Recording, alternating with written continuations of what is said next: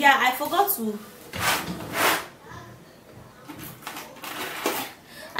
wear my ring, so that you won't say, oh Edith, you need not wear your ring. My husband is always wearing his ring. Like, but mine is double, so that's why when I want to sleep I will remove it. But his is just one, and it's just very free. Mine is not like that free, but I love it, you know, so that I don't go off my hand because it's quite expensive. What's up guys, you're welcome back to our channel. This is Editorial's family channel, and my name is Edith. I'm Emmanuel. Okay, and today we are going to be talking about how we met, how I literally meet my husband, and how my husband met me.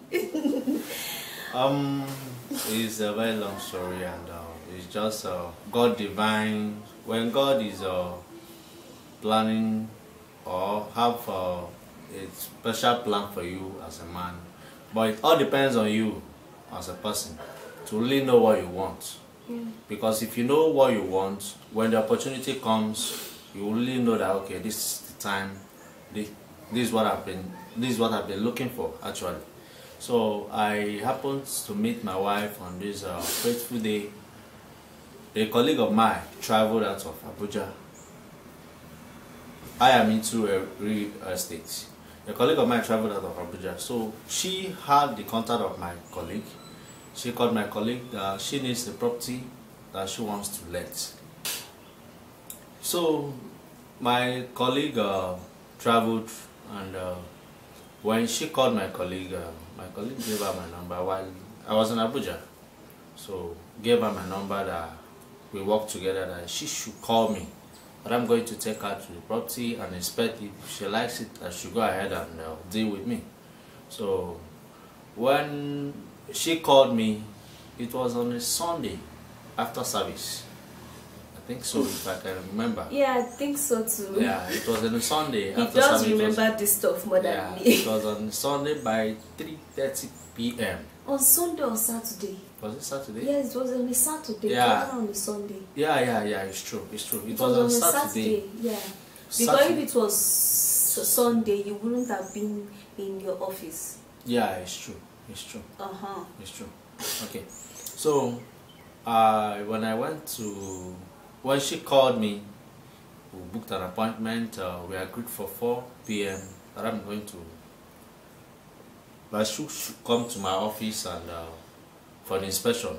So when I came, I was lost. I was just looking at her to the point that I don't know what I was doing. Even she herself, she was surprised. She came with her friend. Her friend she was not asking her friend, why is this guy looking at me like this? Yeah, let me pause you there. Like seriously, this guy gave me the look of my life. You know when a guy just sees you and just remove his eye. You know all those cartoon movie, all those cartoon, you just remove his eye and put it on your body, or in your body rather, and just, you know, and then the eyeball will be like this. And this guy was just looking at me, and I was beginning to be shy. I mean, I don't get shy like that. I mean, but I was beginning to be shy because he was just like no blinking of an eye. No blinking of an eye, and I began to get shy. So I now tapped my friend Mary, and I was like, "Why is this guy looking at me like that?" You know. So continue. So I was lost, to be frank and to be honest with you, because the way she smiled and the way she talked, she was just so free with herself and all that. So I said, "Wow, God, this must be my wife." That was what I said to myself. That was what I said to myself. That was like 3 years ago, 4 years ago, I think. 4 so. years ago. Yeah, 4 years ago. That was what I said to myself. I said, this must be my wife. God, this is exactly what I'm looking for. She's my type of person. A woman who smiles, and she's so beautiful. She's pretty. So, and after that, we went for the inspection. I didn't like the property I showed. She didn't like the property I showed her. I now have to, like, you know, schedule with them that okay, if I have any other property, I'm going to call them to come and inspect. So along the line, I was just, when I went home that day, I wasn't myself any longer. I was just thinking about her, thinking of how I can meet her again. So after 24 hours, I was not having any property at hand. I just have to call her. I just want to see her face. I now called her and said, can you come to my office? I have a property I want to show you. So when she came, I was just like, dangling on the next thing I told her, the key is not available. The person that was with the key have gone home or went for another business or something like that. I just have to cook up a story and tell her. But my main and my primary need of calling her was to see her face, just to see her. So it all went on like that.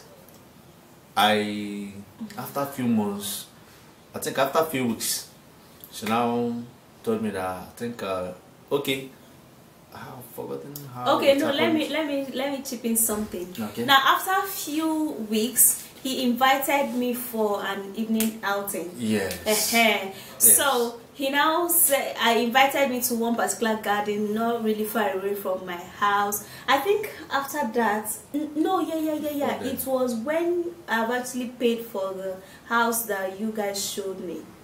Remember? No, you've not paid. No. See what happened. Okay, let me chip on that side so I'll not forget. Okay. Well, I don't know if I've actually paid for the house. No, not yet. But he invited me over to this garden and I went, and he was like, he's just so cool. He does not even know what to say or know how to even begin to talk what to say or know how to toast a woman. Like, I was expecting some chiking, some toasting, some choking of words, some sweet words, but this guy was dumbfounded.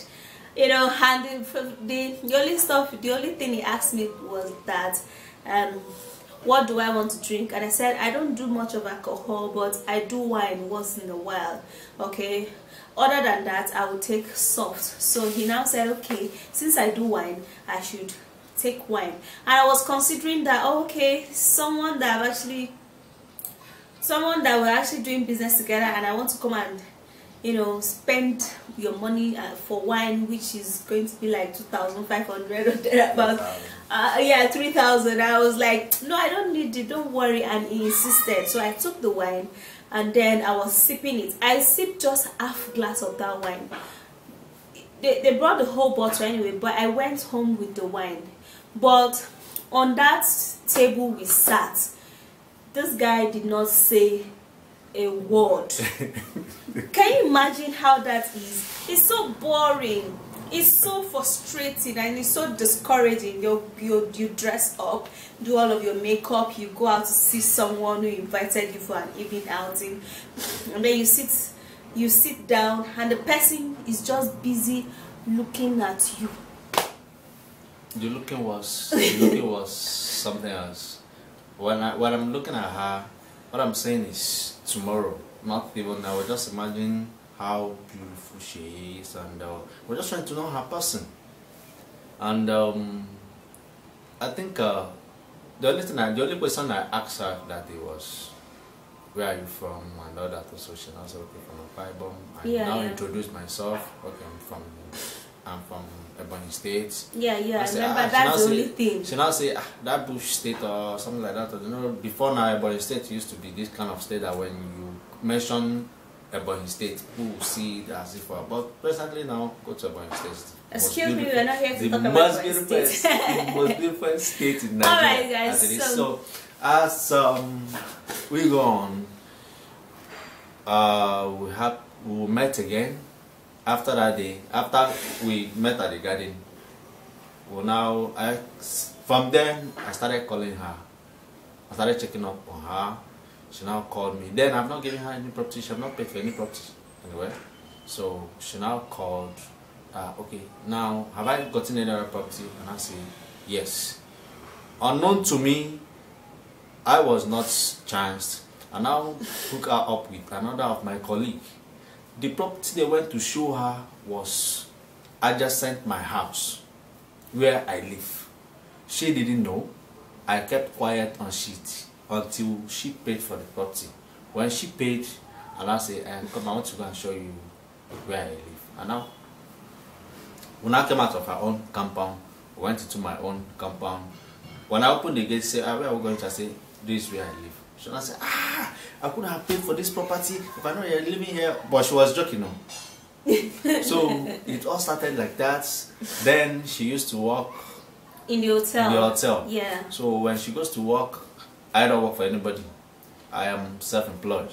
So when she goes to work, I think her work then was 1 day on, 1 day off. So any day I know that she'll be at home. I think most of the time I give myself off as well, in order to waste time to see her. At times I will stand in front of my compound, in front of my gate, to make sure that I see her when she's coming back. So most of the time before she comes back, I've already prepared either food or something like that to make sure that, okay, as she's coming back, she has something to eat. Yeah, then she has not accepted, no, we're still friends. We're still friends. So consider from there. So, you know, you actually remember these things more than I do. Anyway, so let me tell you the juicy part of it. So when this guy came to my house, when I've already paid for this house, and he now said he would love me to be his wife, and I'm like, are you kidding me? But he does not want to have any intimacy with me. Abi? Yeah, I said so. And I'm like, in my mind, I'm like, this guy is stupid, right? Because what you love and cherish. He said he wants to keep me for marriage. He does not want to mess up with me. He does not want to do anything with me. That's actually the truth, though. For the past like 3-4 years, I think so, yeah, nothing happened between us. We were basically friends, and we were good friends to the point that I tend to tell him stuff. I go to his house whenever I'm sad. I cry on his shoulder whenever I'm not feeling well. He does so, like, he cooks for me, he does so much stuff for me, and he gives me gifts, buys me shoes, buys me slippers, buys me clothes. And I'm like, how can a guy be buying something for a lady that, you know, nothing, you know what I mean? Nothing, oh, nothing, just like that in this 21st century. And I'm like, this guy must be a what? A unique guy. A unique guy. Okay. This guy must be a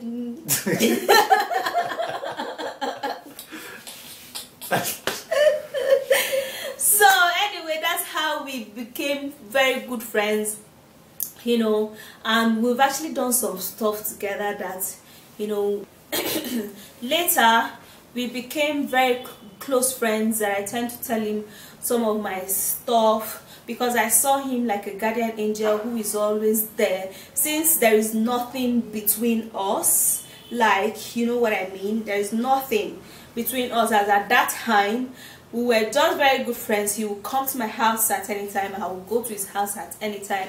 I sometimes leave my house when I'm sad. Then, since he said he wanted to keep me for marriage, he does not want to do any stuff with me, you know what I mean? And I was like, you're not prepared, Jare.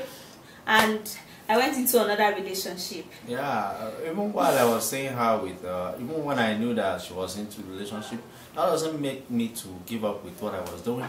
I will still cook for her. When she's not feeling fine, that her guy is not close, I'll still go to the pharmacy, buy her drugs, and buy her food, and cook for her. Yeah. I was still doing all that. And I strongly believe within myself that she is my wife. That is what I always tell her, that I know you are my wife. Forget about all these things you're doing. I know that on a very good day, we're going to get married. And see you today. Get out.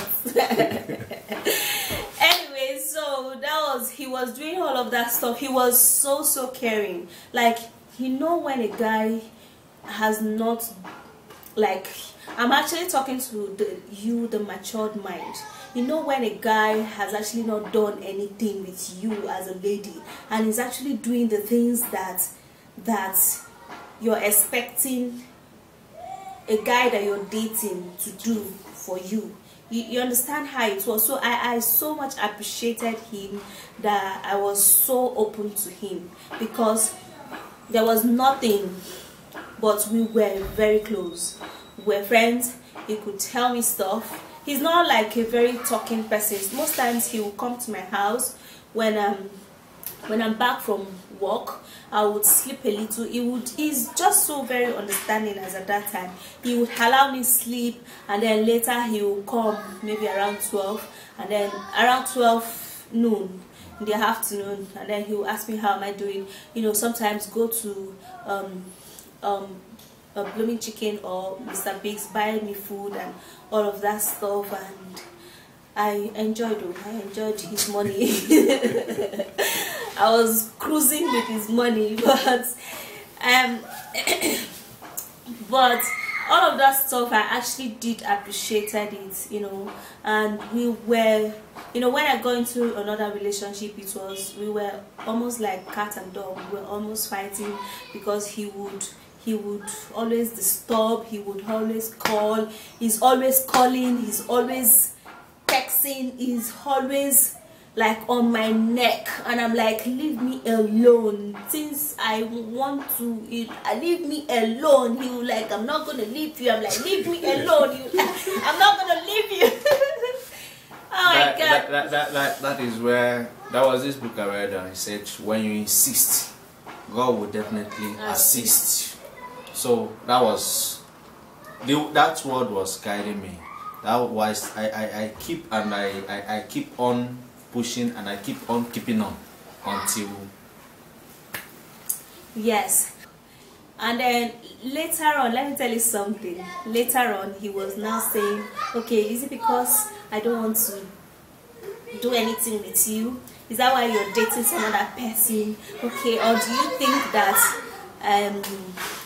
my this thing is not functioning and all of that stuff? Yes, I thought of that, because I don't know. I was doing all that, not that I was doing it for selfish reasons. I know I am this kind of person that I ask myself questions, and whatever thing that will be good for me, I try as much as possible to do it to any other person around me. So I really cherish her, and I loved her so dearly from the very first day I met her. Till date, I cannot point out one thing. I say, this is what I don't like about my wife. I am still blindfolded in over her errors.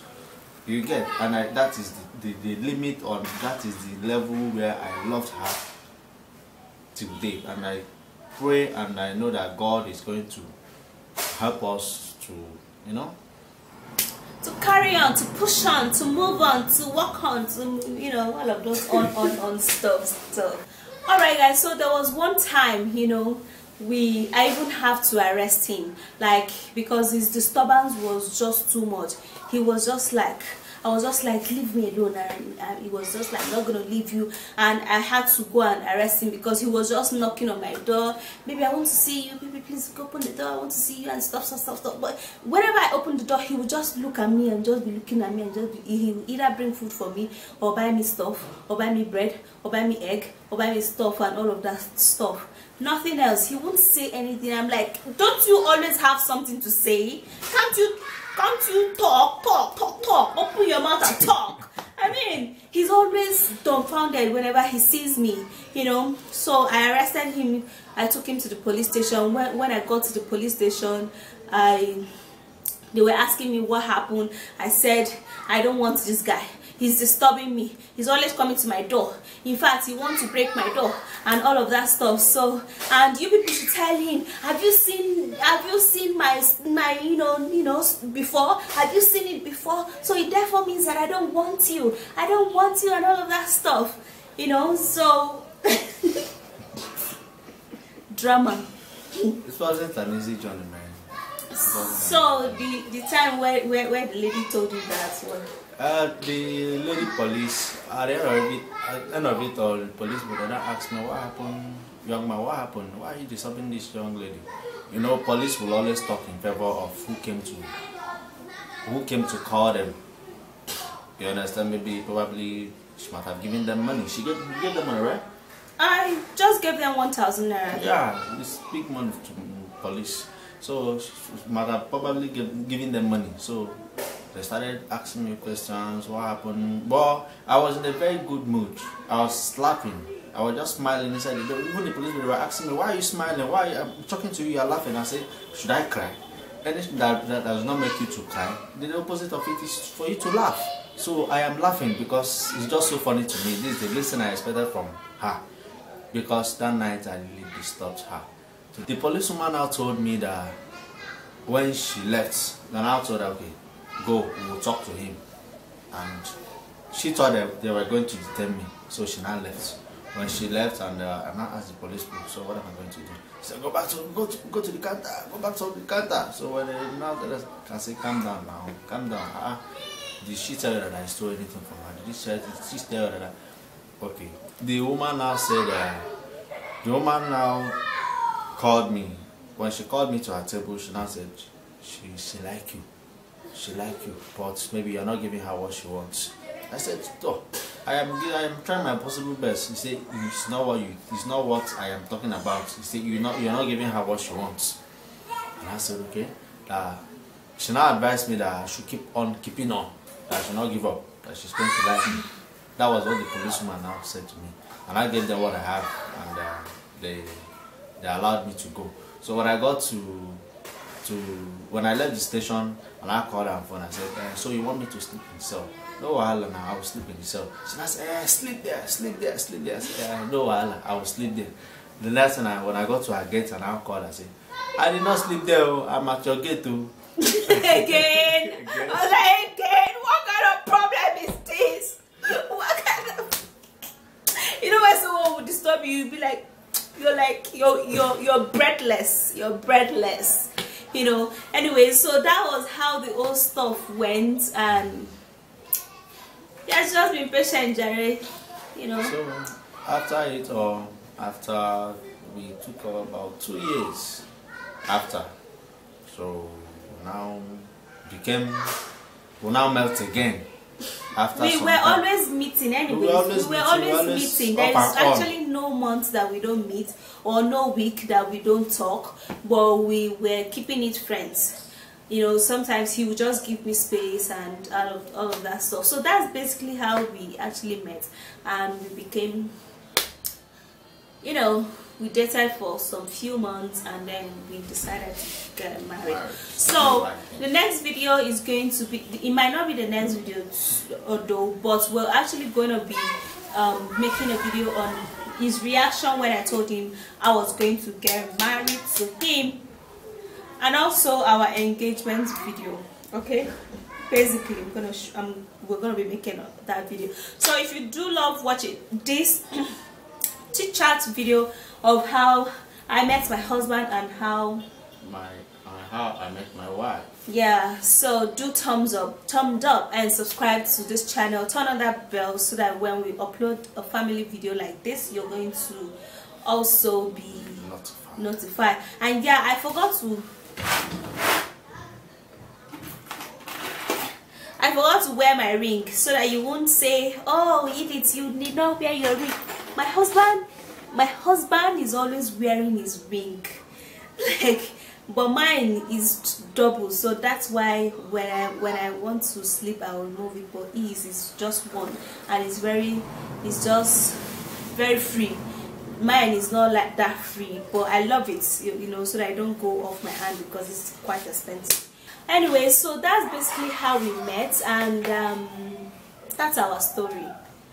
To round the whole stuff up, the guy was a very patient guy, you know, and ever since we've been married, like, I've been saying thank you to Almighty God sometimes for even not getting married to those other persons, and other times I'm thanking God for getting married to him, because he's been a husband, he's been a brother, he's been anyway. So that will wrap up today's video. Thumbs up and subscribe, and peace out.